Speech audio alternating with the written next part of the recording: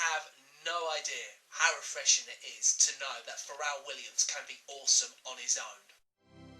One thing that I can identify about last year was that there were very few songs to come out that stood out on their own and had its own unique identity, and Happy is a song that definitely sets itself apart from every other song that came out in 2013.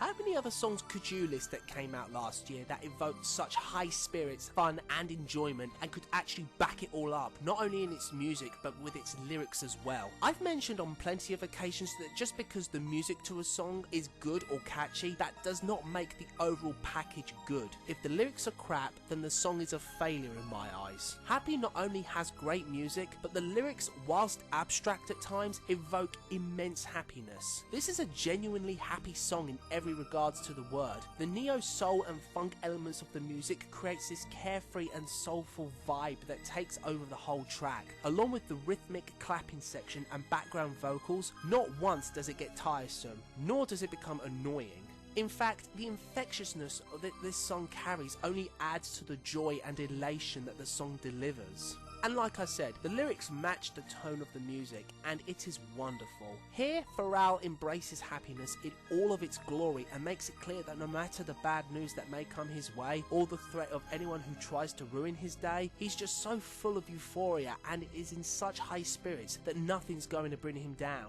And if the coolest man in music right now isn't bothered by bad news, then none of us should be either. To be honest, there haven't been many British bands that have piqued my interest all that much in the last few years. It always seems to be the case that they start off well, but over time my interest in the group wanes and I just end up ceasing to care for that particular group. And you know, maybe the same will happen to this group. Nevertheless, one thing's for certain. I love this song even more than when I first heard it.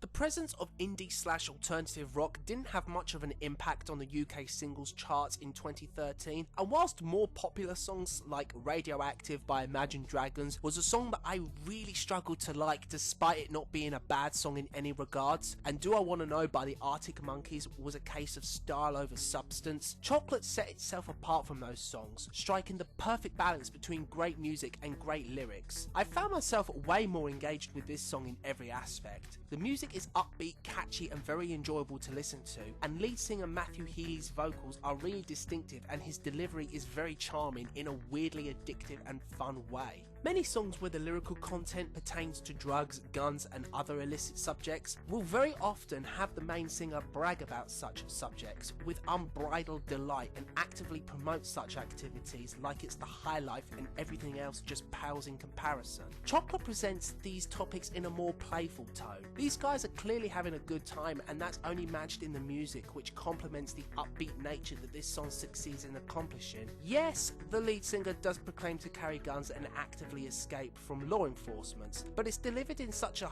light-hearted way that it portrays these guys in a very anti-hero fashion, and it's not very often that a song does that anymore. Is it any wonder that in September this song was voted Radio 1 listeners' favourite song in the last 5 years? I don't think so. Justin Timberlake's much anticipated comeback in 2013 was marked with a slight tinge of disappointment for me. Don't get me wrong, I was glad to have him back after his 7-year hiatus, but his album was laced with so much style over substance that it felt like JT was trying too hard to impress on his return. However, despite that, the best song on that album ends up placing number 4 on my list and was the 10th biggest selling single of 2013.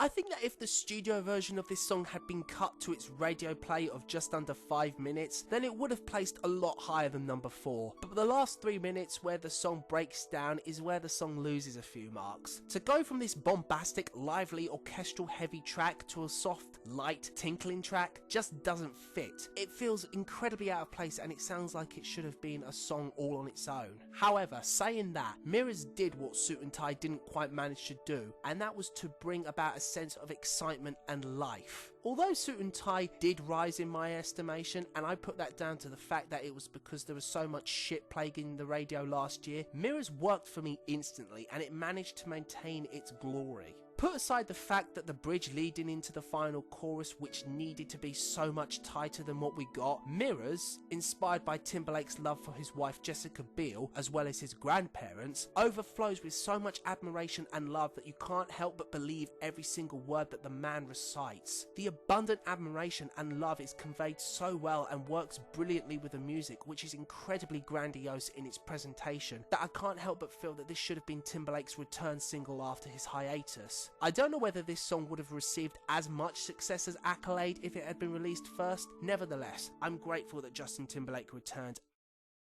Back in my review of Burn, I noted that I wasn't a big fan of Ellie Goulding when she first burst onto the scene, and to be honest, I wasn't exactly jumping for joy on her return. Nevertheless, I checked out her second album, Halcyon, on YouTube, and I was pleasantly pleased with what I heard. And whilst I'm disappointed that generic songs like Burn and I Need Your Love gets all the attention as opposed to other interesting tracks, I cannot begin to express how thrilled I was when I discovered that this song sold just enough copies to end up on the year-end Top 100 list. If Royals was a completely abstract song that got overwhelming popularity despite being a song where everything about it should have been a mid-charting track that made no threat on the quick and easy radio hits that drowned the quality material, Explosions fits that criteria perfectly. Now, I'm not in any way downplaying this song, but just by listening to it, it isn't hard to see why Explosions didn't threaten the top end of the charts, and it's for those reasons that I really like this song. Explosions is another song that doesn't conform to the norms of what you would expect from a pop song. The eerie, haunting opening of harmonic vocals with an echoing kettle drum in the background, only to be joined with a string instrumentation that only adds to the unsettling yet beautiful feeling that the music creates, which is then joined by a simple yet beautiful piano piece and drum section that doesn't really have any structure to it, only continues to build upon the layers of what is an unusual, strange, yet extraordinary and fantastic song. The lyrics do pertain to a relationship breaking down and in its dying stage, but they are so oddly constructed that it makes the song all the more fascinating. A song like Let Her Go is guilty of being cliched and very heavy in its metaphors, being simple and at times hackneyed, but Explosions creates this grandiose and fantastical picture in its lyrics that you can't help but feel overwhelmed in what eventually made the final cut. It's a song full of many surprises in every verse, and the bridge is simply sublime. The bridge is the perfect example of someone putting as much concentrated time and effort to create something that's not only memorable but matches the tone that the verses create. If only more bridges could be as spectacular as this one.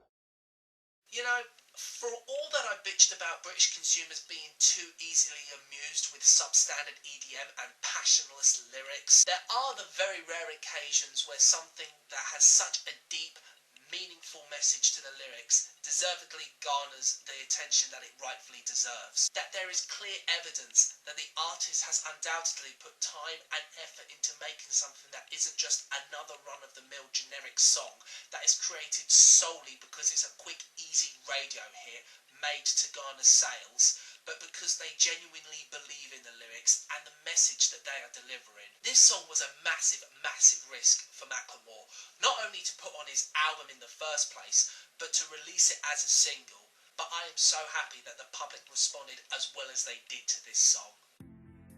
I don't think I'm alone on this one when I say that I was stunned that this song was as well received as it was, let alone chart at all and make the top 10. Not because it isn't a great song, but for the fact that it's so daring, so honest, and so challenging in its subject matter that this isn't the kind of song that consumers respond to in such a positive manner. Then again, highly politicized songs never are. And the fact that this song's subject matter was and still is such a major issue in society today only goes to show that such a popular and positive response to a song promoting the idea that gay people should have the right to be recognised as legally married couples proves that attitudes are changing, and for the better. This song has such sincerity and such stone cold raw honesty that it's hard to deny that every other song released this year pales into insignificance. Macklemore delivers something so intelligently written to the point that he doesn't mince his words. Along with a great hook delivered by Mary Lambert's brilliant vocals, this is a rap song that stands out among other rap songs and shows that intelligence can be appreciated by consumers. Whilst it may be a small drop of brilliance in a vast ocean of mediocrity and awfulness, one could only hope that something like this can spark even more intelligent lyricism from future artists and can inspire more people to create something as thought-provoking and sagacious as Same Love and be mainstream at the same time. Maybe that's wishful thinking on my behalf and maybe that will never materialise, but I guess only time will tell. And if I was to judge purely on message alone, then this song would easily take the top spot on my list. But at the end of the day, a song has to be judged as a whole and not just on its message. So, what song do I think is more worthy of being called the best song of 2013?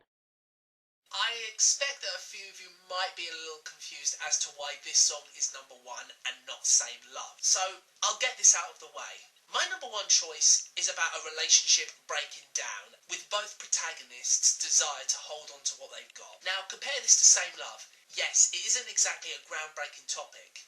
Yes, the topic has been done to death. And yes, Same Love is a one-of-a-kind song where the message is way more powerful, way more ambitious, and way more daring than the song that would eventually become my number one choice. However, I have to be genuine when I make this list, where I give my blunt and honest opinion, and being upfront and honest, it just would not have felt right if this song had been anywhere on this list other than number one. Same Love is a song that I really, really like, but this song is a song that I really, really love. And so, with that, my choice for the best song of 2013.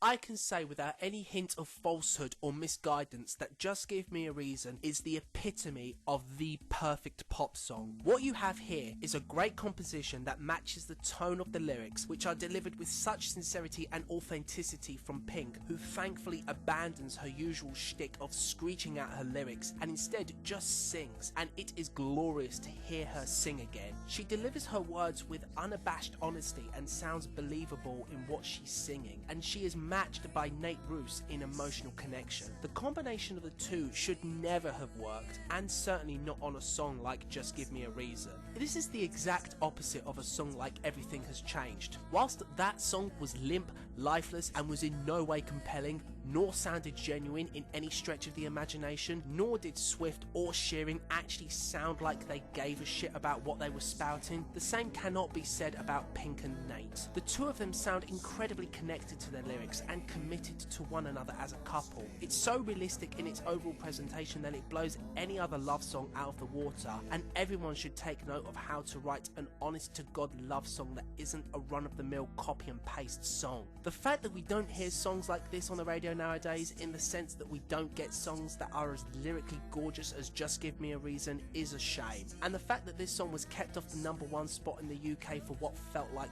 forever by a bunch of lazy, uninspiring, generic EDM songs was disappointing. Not only because that this is another example of a great song not getting the chart position it deserves, but that the consumers are once again so easily amused with lazy music rather than something genuine and pure. It may not have been number one on the singles charts, but if it's going to be number one anywhere in the UK, it's going to be here. Just Give Me a Reason by Pink featuring Nate Ruess, my choice for the best hit song of 2013.